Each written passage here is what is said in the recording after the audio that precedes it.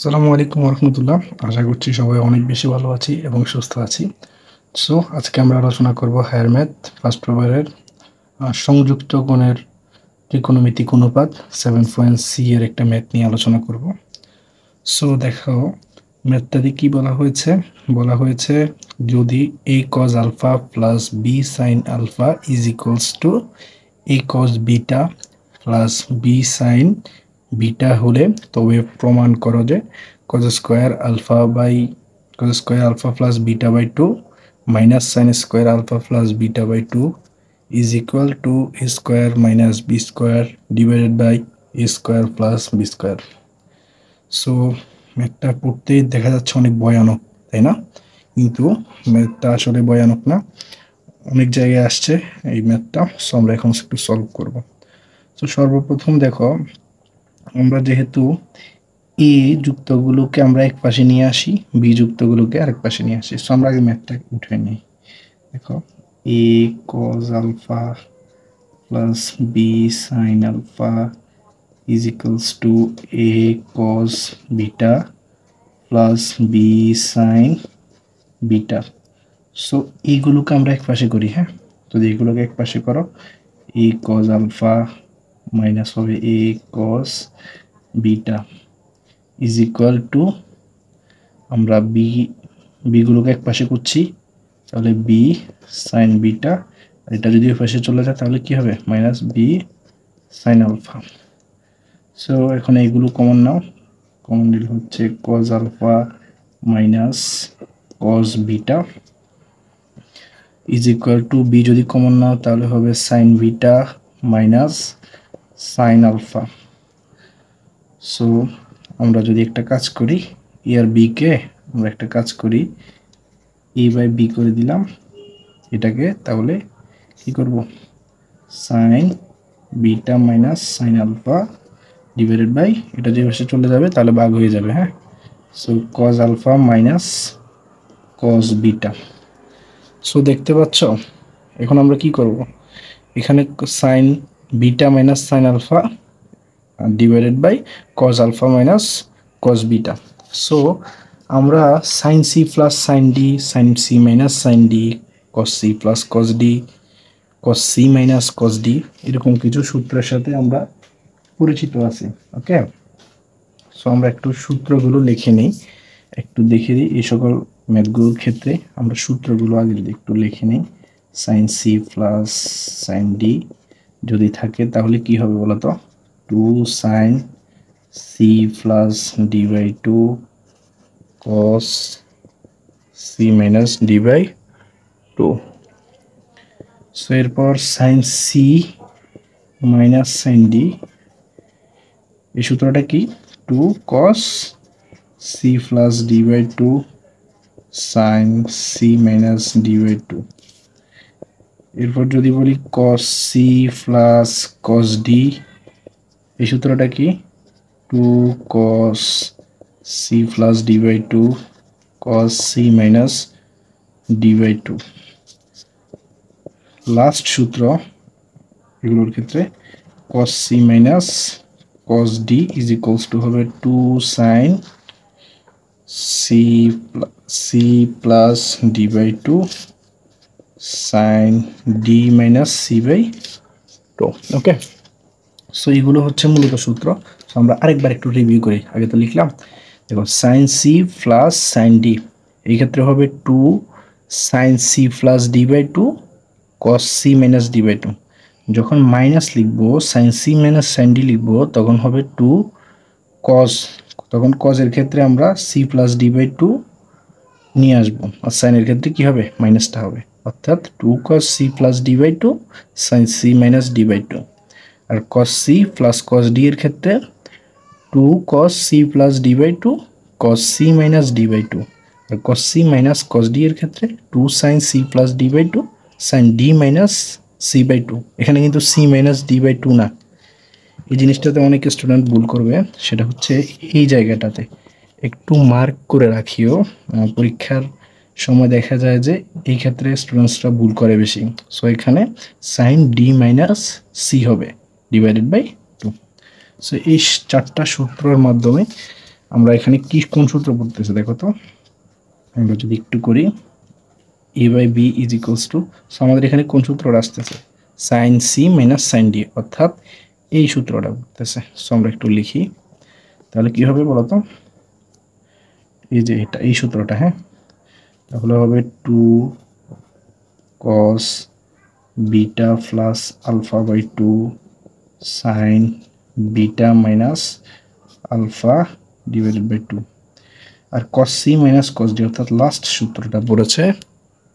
So এখানে কি হবে, 2 হবে sine 2 sine alpha plus beta by 2 sine beta minus, এখানে কিন্তু ডি মাইনাস সি হবে, হ্যাঁ, ডি জায়গায় কি আছে, বিটা আছে, so beta minus alpha by 2। So এখানে কি কিছু কাটাকাটি যায় সেটা আমরা একটু দেখি। সো 2 কাটাকাটি দিতে পারছি, হ্যাঁ, আর এখানে দেখো sine beta minus alpha divided by 2 উপরেও আছে নিচেও আছে, সো দুইটা কাটাকাটি দিতে পারি, হ্যাঁ। সো দেখো পরবর্তী লাইন কি হয়, a divided by b is equals to হবে cos beta plus alpha by 2 divided by হবে sine alpha plus beta by 2। Okay, so এখন দেখো এইখানে দেখো বর্গ আছে, ওকে, এখানে কিন্তু আমাদের প্রমাণে কিন্তু বর্গ আছে।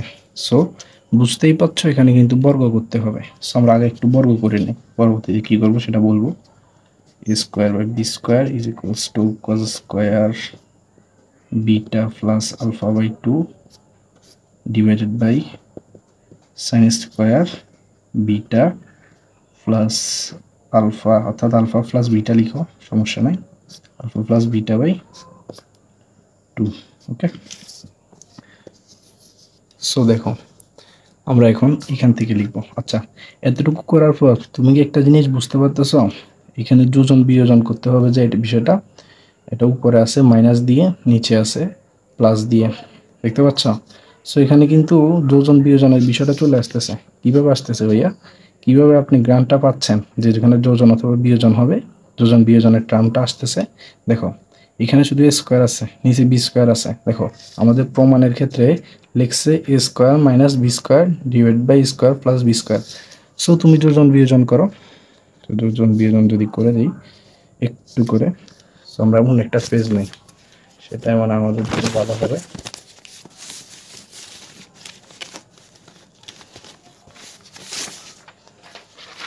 দেখো আমরা এইখানে করি, ওকে, সো আমরা যোজন বিয়োজন করতেছি। সো এ স্কোয়ার প্লাস বি স্কোয়ার, উপরে যেটা ছিল সেটা একবার লিখলাম, উপরেও লিখলাম নিচেও লিখলাম, উপরে হবে প্লাস দিয়ে নিচে হবে মাইনাস দিয়ে, যোজন বিয়োজন আশা করি পারো। সো এই যে এটা আবার দেখাই দিতেছি, so cos square alpha plus beta by 2 উপরেও লিখলাম নিচেও লিখলাম, ওকে, লিখলাম, ভালো কথা।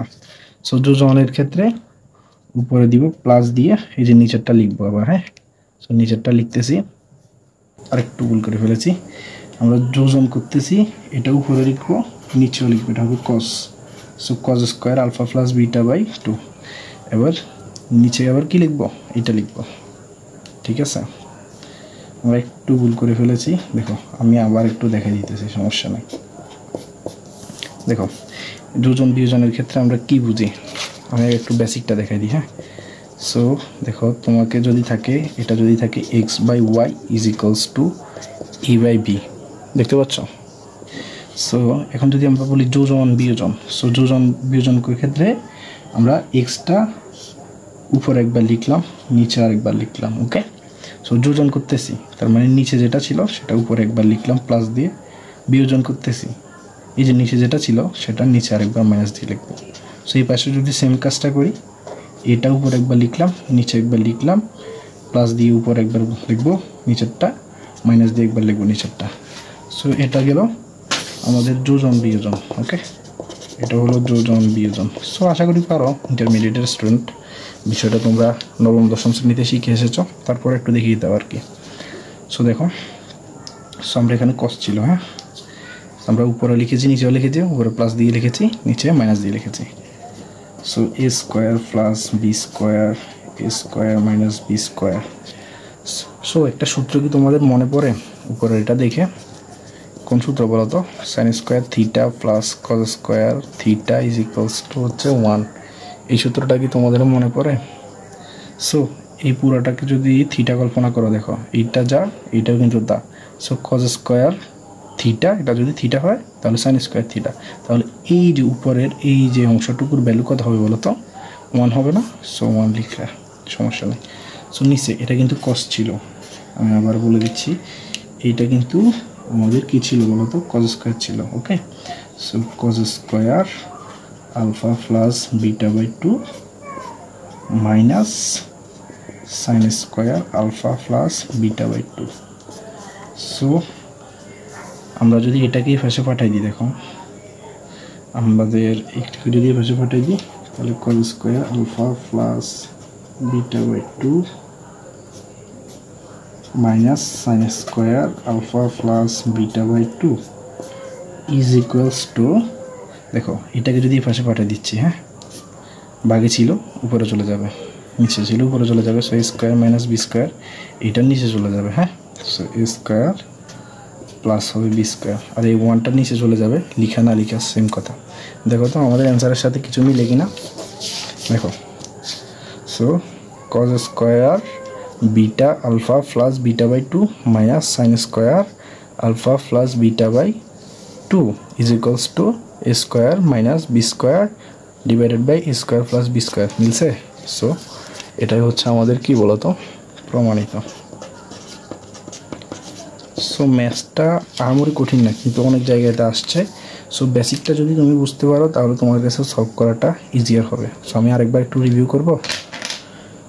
সো আরেকবার যদি একটু রিভিউ করি, দেখো যেটা ছিল আমরা এইগুলোকে এক পাশে নিয়েছি, বিগুলোকে আরেক পাশে নিয়েছি, তারপর এ বাই বি করেছি, তারপর এখানে sine C minus sine D, নিচে cos C minus cos D এর ফর্মুলা ইউজ করেছি, কাটাকাটি করেছি। আমরা এখানে কিন্তু cot alpha plus beta by 2 করে দিতে পারতাম, কিন্তু তা করব না, কারণ আমাদের কস এবং সাইনের টার্মগুলাই আছে, দেখতে পাচ্ছি বর্গ আছে, তাই বর্গ করলাম। কেন করতেছি একটা কাজ? কেন করতেছি? আমরা প্রশ্ন দেখে দেখে আমরা আগাচ্ছি।